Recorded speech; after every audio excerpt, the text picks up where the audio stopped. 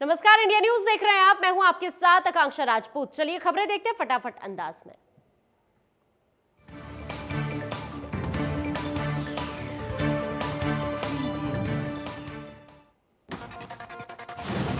निकिता हत्याकांड के मुख्य आरोपी तौसीफ को पिस्टल उपलब्ध करवाने वाले एक और आरोपी को एसआईटी ने गिरफ्तार कर लिया है। नूह के पुनहाना से गिरफ्तार कर टीम फरीदाबाद लेकर पहुंची। एसआईटी चीफ अनिल यादव के नेतृत्व में गहनता से पूछताछ की जा रही है। तीसरे आरोपी को कोर्ट में पेश किया जाएगा। एसआईटी की जांच में बड़ा खुलासा। एसआईटी की पूछताछ में निकिता के हत्यारे तौसीफ ने कबूला जुर्म, कहा हत्या करने के इरादे से ही देसी पिस्टल लेकर आया था। तौसीफ का परिवार आपराधिक प्रवृत्ति का है। तौसीफ का मामा गुरुग्राम में 2016 में पुलिस इंस्पेक्टर का अपहरण कर चुका है, जिसकी सजा वो बोंडसी जेल में काट रहा है। जेल में बंद मामा से भी एसआईटी पूछताछ करेगी। निकिता हत्याकांड के मुख्य आरोपी तौसीफ को 2 दिन के रिमांड के बाद एसआईटी कोर्ट में पेश करेगी। 2 दिन का रिमांड खत्म होने के बाद एक बार फिर एसआईटी मुख्य आरोपी तौसीफ के रिमांड की मांग कर सकती है। बल्लभगढ़ में अग्रवाल कॉलेज के सामने छात्र धरने पर बैठे हैं। एबीवीपी छात्र संघ के दर्जनों छात्र छात्राएं निकिता को न्याय दिलवाने और भविष्य में सुरक्षा की जिम्मेदारी देने की मांग को लेकर पूरी रात भर धरने पर बैठे रहे। छात्रों ने मांग की कि निकिता के हत्यारे को सरेआम फांसी पर लटकाया जाए। प्रशासन कॉलेज के अंदर छात्राओं की सुरक्षा की जिम्मेदारी ले, ये सब उन्हें लिखित में चाहिए। फरीदाबाद में पुलिस पर अग्रवाल कॉलेज के गेट पर धरने पर बैठे युवाओं को परेशान करने का आरोप लगा। पुलिस आधी रात को टेंट उखाड़ कर ले गई। खुले आसमान के नीचे छात्रों ने रात गुजारी। बल्लभगढ़ हत्याकांड मामले की जांच अब 2018 से शुरू होगी। मामले को लेकर गृह मंत्री अनिल विज ने कड़ा रुख अख्तियार करते हुए बड़ा एक्शन लिया। एसआईटी गठित कर मामले की 2018 से जांच करने के आदेश जारी किए। विज ने एसआईटी को लव जिहाद के एंगल से जांच करने की बात कही। विज ने कहा कि वो हरियाणा में ये गुंडाराज नहीं चलने देंगे और ना बेटियों को सिसकने देंगे। आरोपियों के रिश्तेदार और कांग्रेसी नेताओं की मुश्किलें बढ़ सकती हैं। गृह मंत्री अनिल विज ने कहा कि हरियाणा में बेटियों को सिसक कर मरने नहीं दिया जाए। इंडिया न्यूज से एक्सक्लूसिव बातचीत में निकिता की मां ने कहा कि निकिता पढ़ने में बहुत होशियार थी और 2018 से ही मुख्य आरोपी तौसीफ धर्म बदलने के लिए उस पर दबाव बना रहा था। निकिता के पिता का कहना है कि उनकी जो मांग है वो सरकार के सामने रख दी गई है। निकिता की हत्या के आरोपी तौसीफ के लिए फांसी की मांग की है। निकिता के हत्याकांड को लेकर भी धनखड़ ने कांग्रेस पर निशाना साधा। उन्होंने कहा कि कांग्रेसी अपराध करते हैं, इस्तीफे हमारे मांगते हैं। उन्होंने कहा कि अब कांग्रेसियों से बेटी बचाने का वक्त आ गया है और सरकार बेटियों पर जुल्म बर्दाश्त नहीं करेगी। निकिता हत्याकांड को लेकर उप मुख्यमंत्री दुष्यंत चौटाला ने कहा कि अपराधी कितना भी बड़ा हो, अपराध करने पर उसे किसी भी कीमत पर बख्शा नहीं जाएगा। प्रदेश की कानून व्यवस्था को लेकर सैलजा ने कहा कि प्रदेश में महिलाएं सुरक्षित नहीं है। निकिता के घर महिला आयोग की सदस्य रेणु भाटिया भी पहुंची। उन्होंने पीड़ित परिवार को हर संभव मदद का भरोसा दिया। पंचकुला में 3 बच्चियों को अगवा किए जाने का मामला सामने आया। बच्चियों को ले जाते हुए महिला सीसीटीवी में कैद हो गई। एएसआई ने सीसीटीवी फुटेज जारी कर लोगों से आह्वान किया कि सीसीटीवी में दिख रही अगर ये महिला और 3 बच्चियां किसी को भी नजर आए तो वो उन्हें सूचित करें ताकि बच्चियों को महिला की चंगुल से छुड़ाया जा सके। पुलिस अधिकारी ने बताया कि बच्ची की उम्र 2, 4 और 6 साल है। सीसीटीवी फुटेज में साफ नजर आ रहा है कि 2 साल की बच्ची को महिला ने गोद में उठा रखा है और 2 बच्चियां उसके पीछे चल रही हैं। हांसी में असामाजिक तत्वों पर नकेल कसते हुए एसडीएम ने तिकोना पार्क इलाके में रेडियो पर छापे मारे। एसडीएम ने फास्ट फूड रेडियो पर सरेआम लोगों को शराब पीते हुए देखा। इलाके में प्रशासन और पुलिस की कार्रवाई की सूचना मिलते ही रेडी संचालक मौके से दौड़ते हुए नजर आए। पुलिस ने एसडीएम के निर्देश पर कार्रवाई करते हुए सरेआम शराब का सेवन करते हुए कई लोगों को हिरासत में ले लिया। शहर के कई इलाकों में शाम होते ही रेडियो पर सरेआम लोग शराब पीते हैं, जिससे शहर का माहौल खराब हो रहा है। एसडीएम को सूचना मिली थी कि तिकोना पार्क पर लगी रेडियो पर खुलेआम लोग शराब पीते हुए हुड़दंग कर रहे हैं।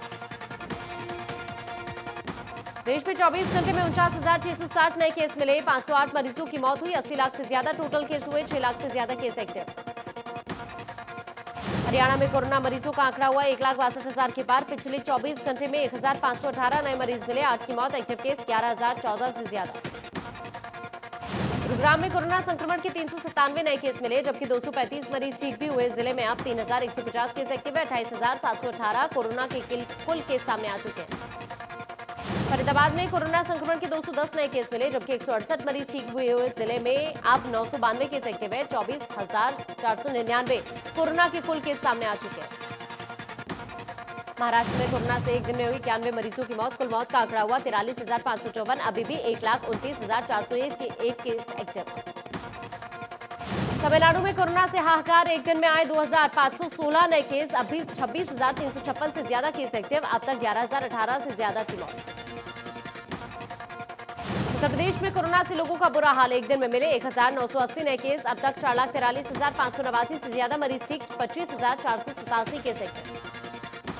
राजस्थान में कोरोना के 15,000 से ज्यादा केस एक्टिव। एक दिन में 1,785 नए केस आए सामने। मरीजों का आंकड़ा हुआ 1,91,000 के पार। दिल्ली में लगातार बढ़ रहा कोरोना का संक्रमण, 24 घंटे में सामने आए 5,673 नए केस। 40 लोगों की मौत। 29,378 से ज्यादा केस एक्टिव। आंध्र प्रदेश में एक दिन में आए कोरोना के 2,949 नए केस। मरीजों का आंकड़ा हुआ 8,14,000 के पार। 26,000 से ज्यादा केस एक्टिव। पूरी दुनिया में कोरोना के आंकड़े हुए 4,47,00,000 के पार। अब तक 11,79,000 से ज्यादा मरीजों ने गंवाई जान। पूरी दुनिया में अब 1 करोड़ के पार कोरोना के एक्टिव केस। अमेरिका में कोरोना ने जमकर मचाई तबाही। कुल मरीजों की संख्या हुई 91 लाख के पार। अब तक 59,33,000 से ज्यादा मरीज ठीक। कोरोना के मामले में पूरी दुनिया में तीसरे नंबर पर ब्राजील। अब तक 1,58,000 से ज्यादा मरीजों ने कोरोना के चलते गंवाई जान। कुल मरीजों की संख्या 54,69,000 के पार।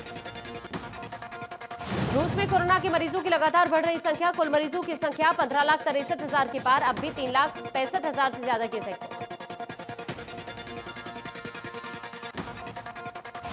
लव जिहाद के मामलों को रोकने के लिए रोहतक में विश्व हिंदू परिषद ने सरकार को चेतावनी देते हुए कहा कि धर्मांतरण को लेकर सरकार कड़ा कानून बनाए, नहीं तो समाज को उठ खड़ा होना पड़ेगा।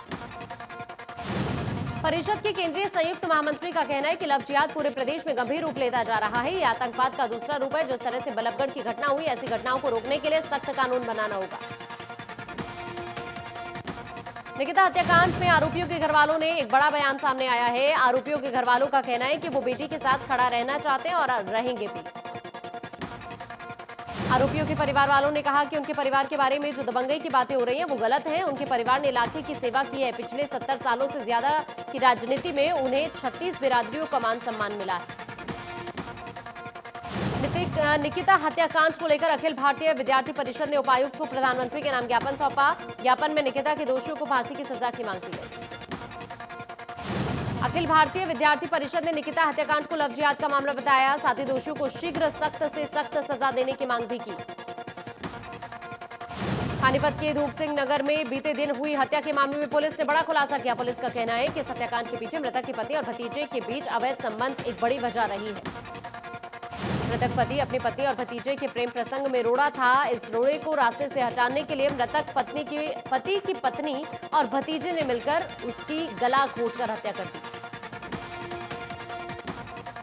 फतेहाबाद में अंतरजातीय प्रेम विवाह के कारण ऑनर किलिंग के मामले में पुलिस ने मृतक की पत्नी सहित ससुर और साले को गिरफ्तार कर लिया। मामले में कुल 11 लोगों ने पीट-पीटकर निशांत की हत्या कर दी थी। अनाज मंडी चरखी दादरी में फायरिंग करने के मुख्य आरोपी को दादरी पुलिस ने गिरफ्तार कर लिया। गिरफ्तार आरोपी के पास से पुलिस ने मौके पर ही एक 32 बोर की पिस्टल भी बरामद की। अनाज मंडी में फायरिंग मामले में शामिल कुल 4 आरोपियों को पुलिस ने गिरफ्तार कर लिया। गिरफ्तार किए गए आरोपियों से पुलिस ने पूछताछ जारी कर दी है। पीटी का पुलिस अधिकारी के सामने पिस्तौल लहराने वाला वीडियो वायरल होने पर जेजेपी जिलाध्यक्ष ने सफाई दी है। उनका कहना है कि ये उनकी छवि को खराब करने का प्रयास है और मामले की जांच होनी चाहिए। सोनीपत में मुरथल के मशहूर ढाबे पर वेटर्स की दबंगई का वीडियो वायरल हुआ। सुखदेव ढाबे पर खाना खाने आए 2 युवकों को वेटरों ने बुरी तरह से पीटा। पिटाई का वीडियो सोशल मीडिया पर तेजी से वायरल हो रहा है। वीडियो में वेटर पहले कहासुनी करते और फिर बुरी तरह पीटते हुए नजर आ रहे हैं। पुलिस का कहना है कि जिन युवकों की पिटाई हुई उनकी कोई जानकारी नहीं है। हरियाणवी सिंगर सुमित गोस्वामी के दालौवी गांव स्थित आवास के बाद बदमाशों ने हवाई फायरिंग की। फायरिंग करने वाले बदमाशों का वीडियो वायरल हो गया। बदमाशों ने खुद को मृतक अमन भैंसला का जानकार बताकर सुमित गोस्वामी और उसके परिवार को जान से मारने की धमकी दी। फायरिंग करने के बाद बदमाश अपनी कार में सवार होकर फरार हो गए। पुलिस ने मामला दर्ज कर आरोपियों की तलाश शुरू कर दी है। भवानीखेड़ा में बस परिचालक की मनमानी का मामला सामने आया, जहां बस परिचालकों ने कॉलेज के बस पास स्लिप को देखकर बीच राह में ही महिला कॉलेज छात्रों को उतार दिया। बस परिचालकों की मनमानी के बाद छात्राओं ने इस पूरे मामले की शिकायत भवानीखेड़ा बस अड्डा इंचार्ज से की है। करनाल में पुलिस को कामयाबी मिली। 18 से 19 लाख रुपए की कीमत की 45,800 नशीली गोलियां सहित 2 आरोपियों को पुलिस ने काबू किया। पकड़े गए आरोपियों को पुलिस ने कोर्ट में पेश कर 2 दिन के रिमांड पर लिया।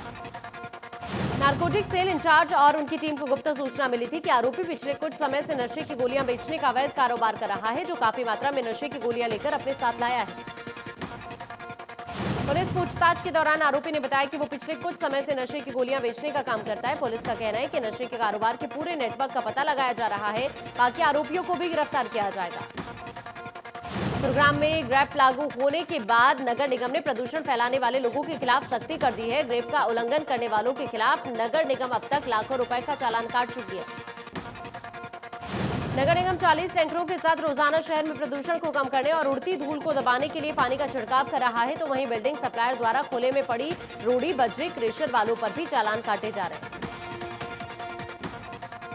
गायों की मौत की सूचना मिलते ही हरियाणा विधानसभा अध्यक्ष ज्ञानचंद गुप्ता पंचकुला के डीसी के साथ माता मनसा देवी गोदाम पहुंचे, जहां उन्होंने बीमार गायों के इलाज के बारे में डॉक्टर्स की टीम से पूरी जानकारी ली।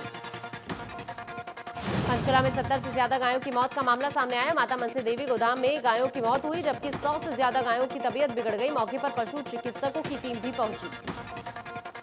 शुरुआती जांच में मामला फूड पॉइजनिंग का बताया जा रहा है। गायों की मौत का सही कारण पूरी जांच के बाद ही साफ हो पाएगा। गौशाला के 2 शेड से विभाग की टीम ने पानी और चारे के सैंपल लिए हैं।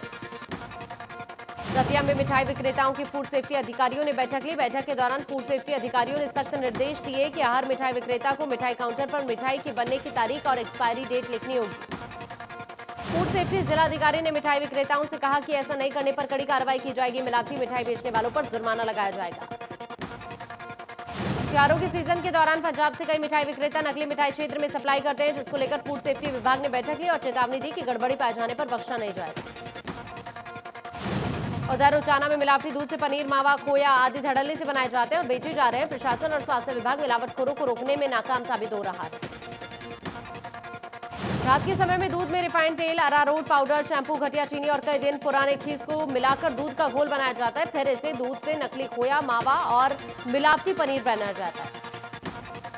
भवानीखेड़ा में मांगे पूरी न होने पर नगरपालिका सफाई कर्मचारियों में रोष। नगरपालिका कार्यालय के सामने 2 दिवसीय भूख हड़ताल पर बैठे कर्मचारियों ने प्रशासन को दी चेतावनी। मांगे पूरी न हुई तो कैबिनेट मंत्री का करेंगे घेराव। सफाई कर्मचारियों को पक्का करने 4,000 रुपए जोखिम भत्ता लागू करने और समान वेतन लागू करने समेत कई मांगों को लेकर कर्मचारी भूख हड़ताल पर। नगरपालिका कर्मचारी संघ के आह्वान पर नगर परिषद अंबाला में कर्मचारी 24 घंटे भूख हड़ताल पर बैठे। प्रदेश उप प्रधान की अध्यक्षता में 11 कर्मचारियों ने भूख हड़ताल की। उप प्रधान का कहना है कि सरकार उनकी मांगों को बहुत समय से टाल रही है और उन्हीं को मनवाने के लिए वो 2 दिन की भूख हड़ताल पर बैठे हैं। अगर मांगे पूरी नहीं हुई तो कैबिनेट मंत्री के आवास का घेराव करेंगे। कनीना में बिजली कर्मचारियों ने बिजली कर्मचारियों को निलंबित किए जाने के मामले को लेकर सांकेतिक धरना दिया और सरकार के खिलाफ नारेबाजी की। कर्मचारियों ने मांग की कि निलंबित कर्मचारियों को तुरंत बहाल किया जाए। कर्मचारियों की नियमित मांगों को नहीं माना गया तो कर्मचारी संगठन आर पार की लड़ाई लड़ने को मजबूर होगा। बिहार के ठगों ने भारतीय सेना, सशस्त्र बल, रेलवे आदि में नौकरी लगाने के नाम पर 25 युवकों से 1 करोड़ 35 लाख रुपए की धोखाधड़ी की शिकायत पर पुलिस ने केस दर्ज कर जांच शुरू कर दी। पुलिस ने भवानीखेड़ा निवासी ऑटो रिक्शा ड्राइवर की शिकायत पर बिहार के 3 व्यक्तियों और 1 महिला के खिलाफ मामला दर्ज किया। ठगी का शिकार हुए ज्यादातर युवक ऑटो रिक्शा चलाने का काम करते हैं। शिकायतकर्ता ने बताया कि उसे आरोपी ने अपनी पहचान बिहार के पटना निवासी के तौर पर बताई। नौकरी लगवाने के नाम पर 6 लाख रुपए अपने खाते में जमा करवाए। कैथल में महिला के साथ जेठ और एक व्यक्ति ने दुष्कर्म किया। वारदात की शिकायत पीड़िता ने पुलिस को दी। आरोप है कि पुलिस ने केस दर्ज करने से इनकार कर दिया। पीड़ित इंसाफ के लिए एसपी कार्यालय में परिवार सहित आमरण अनशन पर बैठ गई है। पीड़िता का आरोप है कि पुलिस ने उसकी सुनवाई नहीं की और उसकी शिकायत पर कार्रवाई नहीं की जा रही है। सिज्जर में रोडवेज बस और ट्रक में जोरदार टक्कर हो गई। सड़क हादसे में 3 लोगों की मौत हो गई। मृतकों में बस और ट्रक ड्राइवर के अलावा एक सवारी भी शामिल है। आधा दर्जन सवारियों को गंभीर चोट आई। हादसा झज्जर बहुझोलरी मार्ग पर नौगांवा के पास हुआ। रोडवेज की बस चंडीगढ़ के लिए निकली थी। रास्ते में तेज रफ्तार में आ रहे ट्रक से टक्कर हो गई। पुलिस ने घायलों के बयान के आधार पर मामले की जांच शुरू की। करनाल में तेज रफ्तार ट्रॉली ने टमाटर की फसल से भरे खड़े टेम्पू में जोरदार टक्कर मार दी। हिमाचल से दिल्ली मंडी में अपनी फसल बेचने जा रहे 2 किसानों और एक टेम्पू ड्राइवर को ट्रॉला चालक ने कुचल दिया। हादसे में 3 की मौत हो गई। पुलिस ने तीनों के शवों को कब्जे में लेकर पोस्टमार्टम के लिए कल्पना चावला हॉस्पिटल भिजवाया और मामले की जांच शुरू की। पानीपत टोल प्लाजा के पास एक भयानक हादसा हुआ। ट्रक का टायर बदल रहे 2 युवकों को कैंटर ने कुचल दिया, जिसके बाद मौके पर ही दोनों युवकों की मौत हो गई। हादसे में मरने वाले दोनों ही युवक उत्तर प्रदेश के रहने वाले थे। पुलिस ने दोनों शवों को कब्जे में लेकर पोस्टमार्टम के लिए सामान्य हॉस्पिटल में भेज दिया है। दिल्ली से शिमला घूमने जा रहे 5 दोस्त सड़क हादसे का शिकार हो गए। इन 5 में से 3 की मौके पर ही मौत हो गई, जबकि 2 की हालत बेहद नाजुक बताई जा रही है। गुरुग्राम में सोना रोड पर गाड़ी में आग लग गई। गाड़ी में बैठे व्यक्ति की जलकर मौत हो गई। मौके पर पहुंचकर पुलिस ने जांच शुरू की। मृतक की पहचान खबरपाल उर्फ सोनू के रूप में हुई है। मृतक सोना में अस्पताल जा रहा था। मृतक के परिजनों ने हत्या की आशंका जताई। नहीं होगी डीएलएड की ऑनलाइन परीक्षा, जिसे लेकर बोर्ड अध्यक्ष डॉक्टर जगबीर सिंह ने बताया कि कुछ अभ्यर्थियों ने ऑनलाइन और ऑफलाइन परीक्षा लिए जाने की याचिका दायर की थी। बोर्ड अध्यक्ष ने बताया कि सभी ऑनलाइन की तैयारी नहीं है। कोविड-19 के चलते तैयारियों में समय लगेगा। ऑफलाइन ही परीक्षाएं होंगी। जुलाना में बिजली विभाग ने सरकार की जगमग योजना के तहत फीडरों पर काम शुरू कर दिया है। काम शुरू होने से जुलाना के 2 फीडरों पर जल्द ही अब 24 घंटे बिजली मिल सकेगी। बीएसएफ में सब इंस्पेक्टर के पद पर तैनात शशांक रावत के देश के लिए शहीद होने के बाद उनके पार्थिव शरीर को उनके घर पलवल लाया गया, जहां उनकी शहादत को नमन करते हुए लोगों ने उन्हें श्रद्धा सुमन अर्पित किए। करनाल रेंज कमिश्नर संजीव वर्मा ने कैनाल रेस्ट हाउस में बने रेंज ऑफिस में पहुंचकर ज्वाइनिंग की। इस मौके पर करनाल के डीसी निशांत यादव और सामाजिक लोगों ने उनका स्वागत किया। पटाखों की बिक्री को लेकर यमुनानगर जिलाधीश ने सख्त निर्देश जारी किए। निर्देशों के हिसाब से जिले में पटाखों की बिक्री के लिए 8 जगहों पर 44 स्टॉल लगाए जाने की अनुमति दी गई है। खरोंडा के कैरवाली गांव में वन विभाग ने 100 साल पुराना रास्ता बंद कर दिया, जिससे ग्रामीणों में काफी नाराजगी है। कार्रवाई से नाराज ग्रामीण मौके पर इकट्ठा हुए। इस दौरान वन विभाग की महिला कर्मचारियों ने ग्रामीणों पर बंधक बनाने का आरोप लगाया। महिला कर्मचारी के बंधक बनाने की सूचना पर प्रशासन में हड़कंप मच गया। वहीं ग्रामीणों का कहना है कि उन्होंने खुद को अपनी कार में बंद किया था। कोरोना की वजह से झज्जर जिले में जीएसटी कलेक्शन पर भारी असर पड़ा है। साल 2019 में जनवरी से अक्टूबर तक 446 करोड़ 49 लाख रुपए का जीएसटी कलेक्शन हुआ था, तो वहीं इस साल 2020 में जनवरी से अब तक 373 करोड़ 95 लाख रुपए का ही जीएसटी कलेक्शन हो सका है। कोरोना संकट के कारण देशव्यापी तालाबंदी के चलते सभी कारोबार बंद पड़े थे, जिसकी वजह से इस साल झज्जर में जीएसटी कलेक्शन में साल 2019 के मुकाबले करीब 72 करोड़ का घाटा हुआ है।